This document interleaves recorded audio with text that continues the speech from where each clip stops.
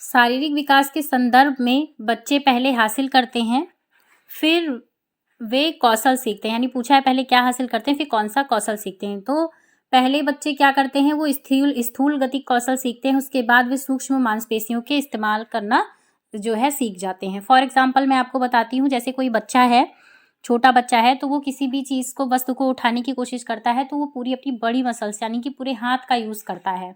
वो इस तरीके से, जैसे हम पेन पकड़ते हैं और लिखने लगते हैं, वो इस तरीके से पकड़ के नहीं चला सकता है। जैसे जैसे वो धीरे धीरे वो जो है एज में आगे बढ़ता है, वैसे वैसे वो अपनी सूक्ष्म मांसपेशियों का इस्तेमाल करने लग जाता है।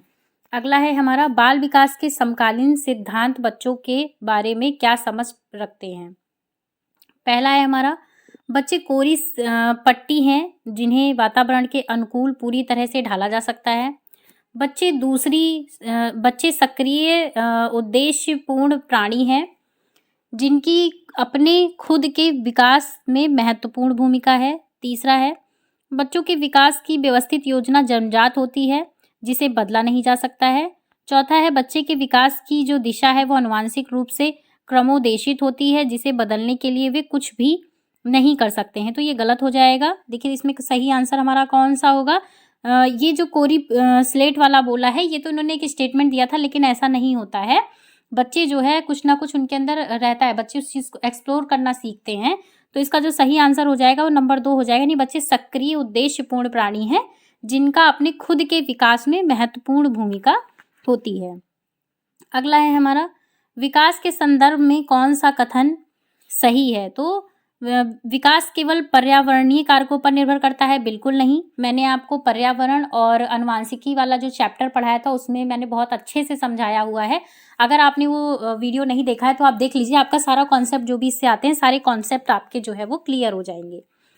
तो केवल पर्यावरण आप नहीं रख सकते हैं। विकास केवल जो है आनुवांशिकी भी नहीं होता है।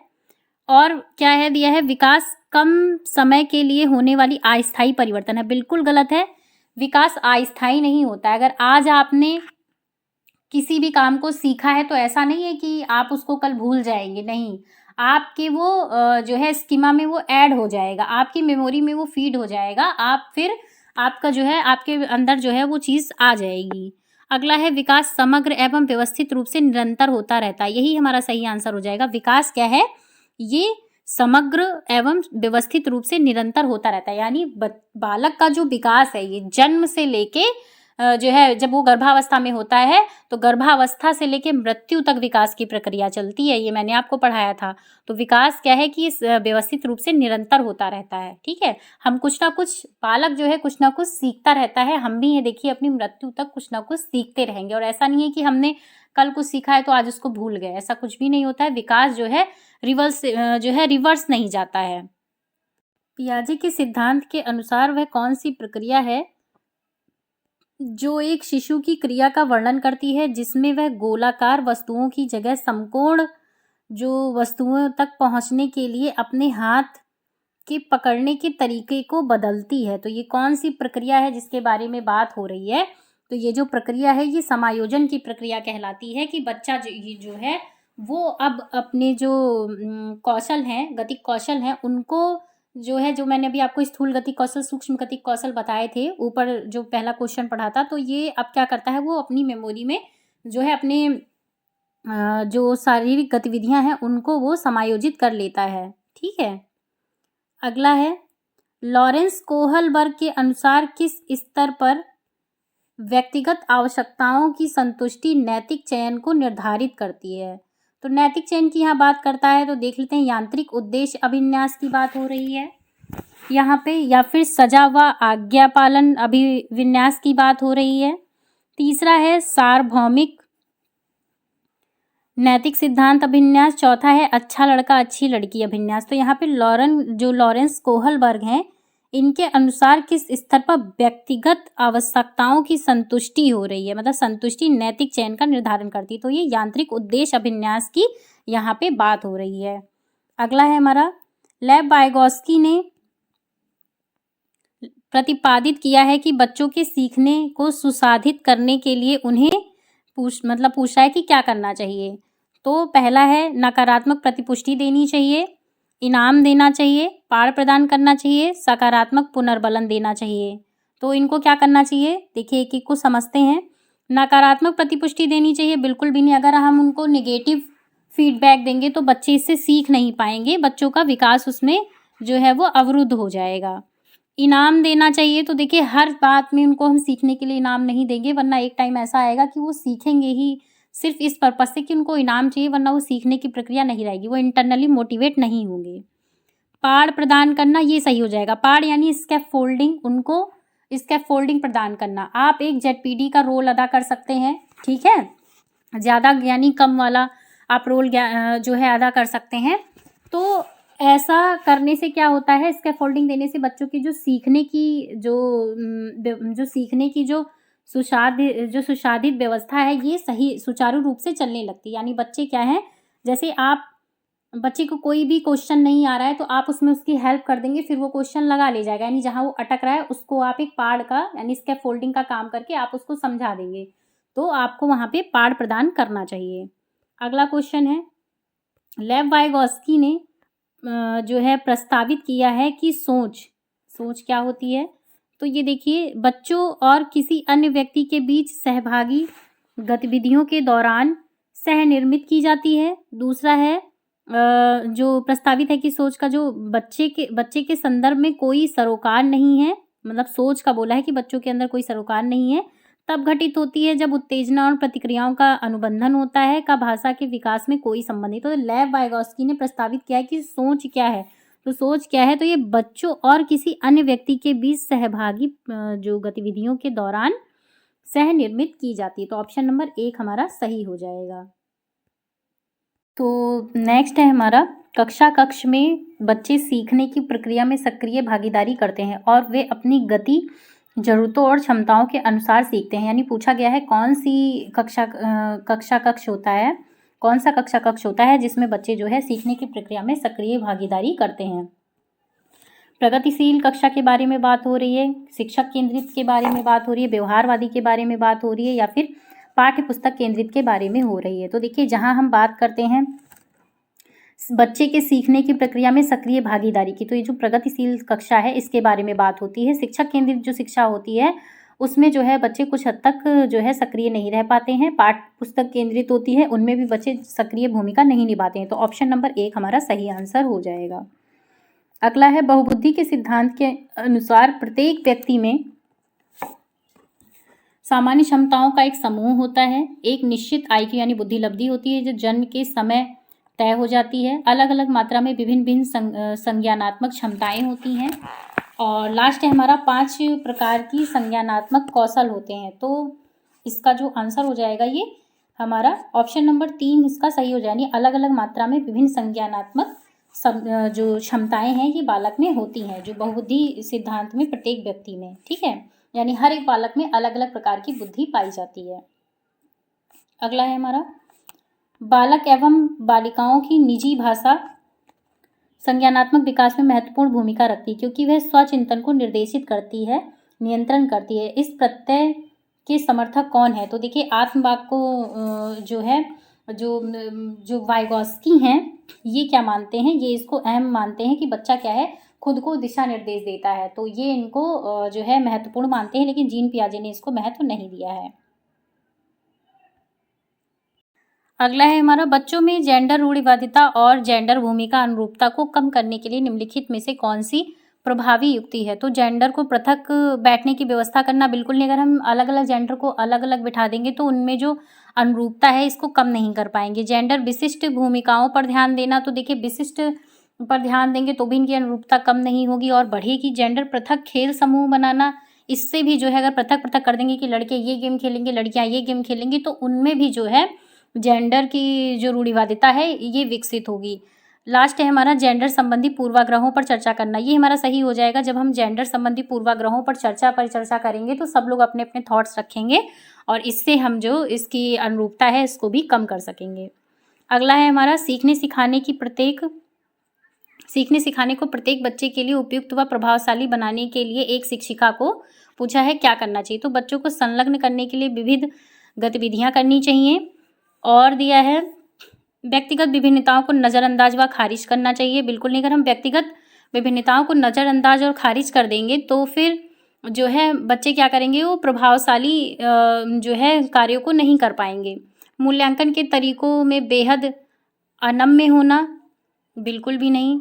और एक समान व मानकीकृत पाठ्यचर्या का पालन करना। देखिए, हर बच्चे की जो योग्यताएं होती हैं, क्षमताएं होती हैं, बुद्धियां होती हैं, अलग अलग प्रकार की होती हैं, तो एक ही प्रकार की पाठ्यचर्या का हम जो है पालन नहीं करेंगे। हर तरीके के जो उनमें शिक्षण विधियां हैं उनका प्रयोग करके बच्चों को पढ़ाएंगे। तो इसका जो राइट आंसर हो जाएगा ये फर्स्ट हो जाएगा, यानी बच्चों को संलग्न करने के लिए विविध गतिविधियां करानी चाहिए। ठीक है, गतिविधियां उनको करनी चाहिए जिससे कि बच्चे क्या है वो अच्छी तरीके से सीख सकें। अगला क्वेश्चन है हमारा, कथन और कारक के क्वेश्चन दिए हैं। एक सामाजिक रचनात्मक कक्षा में स्मरण पर आधारित लिखित परीक्षाएं मूल्यांकन का एकमात्र तरीका होना चाहिए। इसका तर्क दिया हुआ है, बच्चे रटकर जो है स्मरण करने द्वारा सबसे प्रभावी ढंग से सीखते हैं। तो देखिए, एक सामाजिक रचनात्मक कक्षा में स्मरण पर आधारित लिखित परीक्षाएं व मूल्यांकन एकमात्र तरीका नहीं होना चाहिए, बिल्कुल ही गलत कथन है। एकमात्र तरीका हम नहीं करेंगे, बल्कि बच्चों के हम हर एक एस्पेक्ट में उनका जो है वो मूल्यांकन करेंगे। उनके शारीरिक, मानसिक और सांस्कृतिक पृष्ठभूमि का भी हम मूल्यांकन करेंगे, यानी उसके सारे जो भी गतिविधियां हैं उन सब का हम मूल्यांकन करेंगे। सिर्फ एकमात्र हम उसका जो है लिखित परीक्षाओं के आधार पर मूल्यांकन नहीं करेंगे। और इन्होंने तर्क दिया था कि रटकर स्मरण करने की तो नहीं, अगर हम बच्चों को रटकर ही स्मरण करा देंगे तो वो बच्चे प्रभावशाली नहीं बनेंगे, उनमें जो है सृजनात्मकता नहीं उत्पन्न होगी और वो रचनात्मक बालक नहीं बन पाएंगे। तो इसका जो है कथन भी गलत है और कारक भी गलत है, तो ऑप्शन नंबर 4 हमारा सही हो जाएगा। अगला भी क्वेश्चन हमारा जो है ये कथन और कारक का है, इसको भी पढ़ लेते हैं। तो देखिए, समावेशी शिक्षण ऐसे शिक्षण तंत्र को संबोधित करता है जो बच्चों की शारीरिक, मानसिक, सामाजिक, संवेगात्मक, भाषाई व अन्य विशिष्टताओं को ना देखते हुए सभी बच्चों का समायोजन किया जाए। तर्क क्या देता है, समावेशन एक व्यापक दर्शन है जो केवल दिव्यांग बच्चों तक सीमित नहीं है। तो देखिए, ये दोनों ही कारक जो है सही हो जाएंगे और आर क्या है वो इसकी जो है सही व्याख्या करेगा। तो ऑप्शन नंबर 1 हमारा सही हो जाएगा। अगला क्वेश्चन है हमारा, प्राथमिक माध्यमिक कक्षाओं में शिक्षिकाओं को विविधता को किस तरह देखना चाहिए। तो देखिए, सीखने में अवरोध के रूप में बिल्कुल नहीं। अगर हम सीखने को अवरोध के रूप में देखेंगे तो फिर जो है जो विविधता है उस बच्चे क्या है उनको हम सिखा नहीं पाएंगे। बच्चों में वो हम जो नॉलेज है वो गेन नहीं कर पाएंगे। बच्चे जो है नॉलेज को गेन नहीं कर पाएंगे, वो अच्छी तरीके से सीख नहीं पाएंगे, उनमें सृजनात्मकता भी नहीं आ पाएगी। ठीक है, अगला है विविधता को नज़रअंदाज करना चाहिए। नहीं, जो बच्चों में विविधताएं हैं यानी हर पृष्ठभूमि के बच्चे होंगे, उनमें विभिन्न प्रकार की बुद्धियां होंगी, इन सबको हमको स्वीकार करना है, ना कि उसको नज़रअंदाज करना है। अगला है विविधताओं को कम करने के लिए मानकीकृत पाठ्यचर्या को प्रोत्साहित करना। बिल्कुल नहीं, मानकीकृत पाठ्यचर्या को हम प्रोत्साहित नहीं करेंगे। एक गुण के रूप में देखना चाहिए जिससे बहुरूपता को बढ़ावा मिले। बिल्कुल सही है 4th ऑप्शन। देखिए, बच्चों की जो विविधताएं हैं उनको हमें एक साधन के रूप में लेना चाहिए, यानी एक गुण के रूप में लेना चाहिए और उनके जिससे क्या है उनमें बहुरूपता को बढ़ावा जा सके। जैसे हर बालक में क्या होती है, अलग अलग प्रकार की बुद्धियां होती हैं और उन्हीं बुद्धियों को ध्यान में रखते हुए हमें अलग अलग मेथड को यूज़ करना चाहिए और उनको जो है क्या करना चाहिए, प्रेरित करना चाहिए कि जैसे मान लीजिए किसी बच्चे के अंदर संगीतीय बुद्धि है तो हमको पता है कि इस बच्चे के अंदर ये बुद्धि है, तो हमको ऐसी मेथड यूज़ करनी चाहिए कि वो आगे चल के इस बुद्धि को और अच्छा करके और उस क्षेत्र में अच्छा काम कर सके। इसी प्रकार कई प्रकार की जो बुद्धियां होती हैं ये भी हार्वर्ड गार्डनर ने दिया हुआ है, आपने इनका सिद्धांत पढ़ा होगा।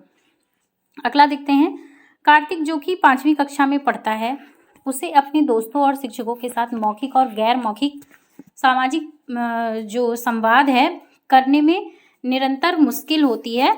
ये किसके लक्षण हैं? तो ये किसके लक्षण है? ये स्वलीनता के लक्षण है, जिसको जो इसमें क्या होता है कि सामाजिक संवाद करने में यानी समाज के लोगों से मिलने जुलने में भी उसको थोड़ी सी हेजिटेशन होती है। ठीक है, अगला क्वेश्चन है हमारा, निम्न में से शिक्षा शास्त्रीय प्रावधान एक दृष्टिबाधित विद्यार्थी की जरूरतों के अनुसार उपयुक्त समायोजन है। तो देख लेते हैं कौन कौन से हैं। कक्षा में गैर जरूरी बाधाओं को हटाना, विभिन्न प्रकार की विभिन्न प्रकार का जो दर्शिक प्रस्तुतिकरण देना, बहुत से जो विज्ञप्ति पत्र देना जिनमें संकल्पनात्मक चित्रण हो, कक्षाई अधिगम को परिशिष्ट करने के लिए अभिलिखित सामग्री देना। तो इसके लिए जो समायोजन है यानी उपयुक्त, तो इसमें समायोजन की बात की गई है। तो देखिए कौन सा हो जाएगा, कक्षा में गैर जरूरी बाधाओं को हटाना, ये सबसे ज़्यादा इम्पॉर्टेंट होता है। इसके अलावा कक्षाई अधिगम को परिशिष्ट करने के लिए अभिलिखित सामग्री देना। तो ऑप्शन नंबर 3 हमारा सही हो जाएगा। अगला क्वेश्चन है, रचनात्मकता की एक पहचान विशेषता है, यानी रचनात्मकता है इसकी क्या है, इसकी एक पहचान मतलब जो पहचानने की इसकी क्या विशेषता है। तो देखिए अब सारी सोच कई अलग अलग विचारों या उत्तरों को प्रोत्साहित करने की क्षमता, अभिसारी सोच एक उत्तर पर ध्यान केंद्रित करने की क्षमता, निष्क्रिय नकल की क्षमता, लंबे गद्यांशों को रटने का कौशल। तो जहाँ हम बात रचनात्मकता, सृजनात्मकता और प्रतिभाशाली बालकों की बात करते हैं तो उनमें अभिसारी चिंतन पाया जाता है। तो ऑप्शन नंबर 1 हमारा सही हो जाएगा। अभिसारी चिंतन या एक ही प्रकार के क्वेश्चन को रटने के लिए, जैसे भारत के प्रधानमंत्री कौन है ना, इस टाइप के अगर हम क्वेश्चन देते हैं तो इनमें किसी भी रचनात्मकता का पता नहीं चलता है, ये किसी भी IQ का बच्चा जो है वो बता सकता है। लेकिन जब हम पूछते हैं कि भारत के प्रधानमंत्री ने कौन कौन सी योजनाएं बनाई, उनको हम किस प्रकार से अच्छा बना सकते हैं, आप अपने थॉट्स दीजिए, तो ये एक सृजनात्मकता का एग्जाम्पल है। दोनों क्वेश्चन अलग अलग हैं, एक जो है अभिसारी चिंतन को दर्शा रहा है और एक जो है अभिसारी चिंतन को दर्शा रहा है। अगला क्वेश्चन है, यदि शिक्षिका विद्यार्थियों की रचनात्मकता का आकलन करना चाहती है तो उसे कौन से कार्य नहीं करना चाहिए। परिणाम से अधिक प्रक्रिया पर ध्यान केंद्रित करना चाहिए, विद्यार्थियों की आपस में तुलना करनी चाहिए, विद्यार्थियों की उनकी पूर्व निष्पादन से तुलना करनी चाहिए, स्व आकलन के अवसर प्रदान करना चाहिए। तो देखिए इसमें पूछा है नहीं करना चाहिए। परिणाम से अधिक प्रक्रिया पर ध्यान केंद्रित करना चाहिए तो करना चाहिए, आपस में तुलना करनी चाहिए ये बिल्कुल नहीं करनी है। हम जब विद्यार्थियों की आपस में तुलना कर देंगे तो क्या होगा, ये जो है अच्छी चीज़ नहीं मानी जाती है, इसमें रचनात्मकता का आकलन नहीं हो सकता है। ठीक है, सीखना क्या है, तो एक निष्क्रिय प्रक्रिया है, बिल्कुल नहीं। व्यक्तिगत कारकों से प्रभावित होता है सीखना, तो ये बिल्कुल सही आंसर हो जाएगा, क्योंकि सीखना जो है एक व्यक्तिगत कारकों से प्रभावित होता है। और भी पढ़ लेते हैं, सामाजिक सांस्कृतिक संदर्भ में स्वतंत्र होता है, बिल्कुल नहीं। केवल जानकारी के लिए नहीं होता है ये, तो ऑप्शन नंबर 2 हमारा सही हो जाएगा। अगला क्वेश्चन है, निम्न में से किस प्रकार की मान्यता रखने वाले विद्यार्थी कक्षा में सीखने की ओर उन्मुख होंगे व बेहतर प्रदर्शन करेंगे।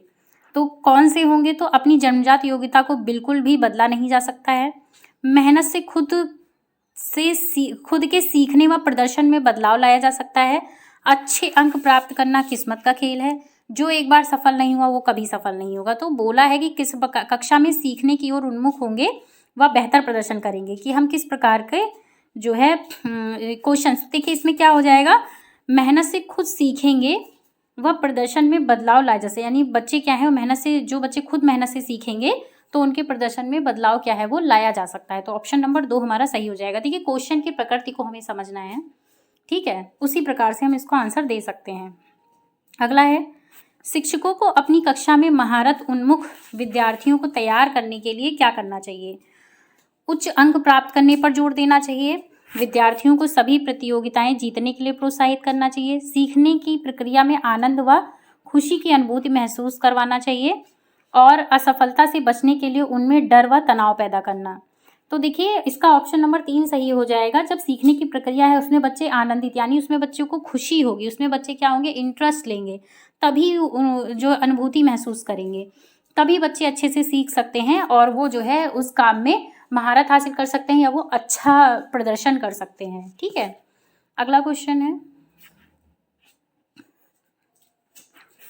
निम्न में से कौन सी प्रणाली विद्यार्थियों के अर्थपूर्ण तरीके से सीखने में मदद करेगी। ज्ञान को विद्यार्थियों के निजी जीवन से जोड़ना, दूसरा है केवल विद्यार्थियों को अच्छे अंक प्राप्त करने के लिए प्रशिक्षण करना, तीसरा है बारंबार वेधन व अभ्यास पर बल देना, और बहुत सी जानकारी को एक ही समय पर याद करने का प्रयास करना। तो किसमें हो जाएगा, केवल ज्ञान को जो है विद्यार्थियों के निजी जीवन से जोड़ना, ये जो है एक अर्थपूर्ण तरीके से सीखने की प्रक्रिया होती है। यानी जो उनके आसपास की चीज़ें हैं बच्चे को, इसीलिए आपने देखा वो छोटे बच्चे में जो छोटे बच्चे के जो क्लासेस की जो बुक होती हैं तो उनके चैप्टर्स के नाम भी होते हैं, पास पड़ोस ईवीएस में है और हमारा परिवार, इस तरीके के पाठ्यक्रमों को भी लाया गया है ताकि बच्चे जो है वो सीखें ऐसे कि हमारे आसपास की ही ये चीज़ें हैं, तो बच्चे जल्दी सीख जाते हैं। तो ये एक प्रभावी तरीका होता है बच्चों को सिखाने का।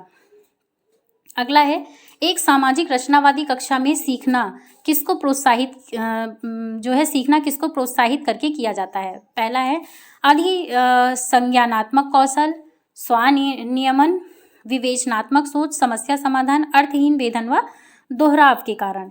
तो देखिए जो सीखना होता है ये अभिसंज्ञानात्मक कौशल के द्वारा भी होता है और स्वनियमन से भी होता है और ये विवेचन सोचने से भी जो है होता है और समस्या समाधान के द्वारा भी होता है, लेकिन अर्थहीन और वेधन दोहराव के द्वारा तो बिल्कुल नहीं। तो ऑप्शन नंबर 3 हमारा सही हो जाएगा, यानी पहला भी सही होगा, दूसरा, तीसरा, चौथा, ये चारों हमारे सही हो जाएंगे, लेकिन अर्थहीन की बात यहाँ पे हम नहीं करेंगे।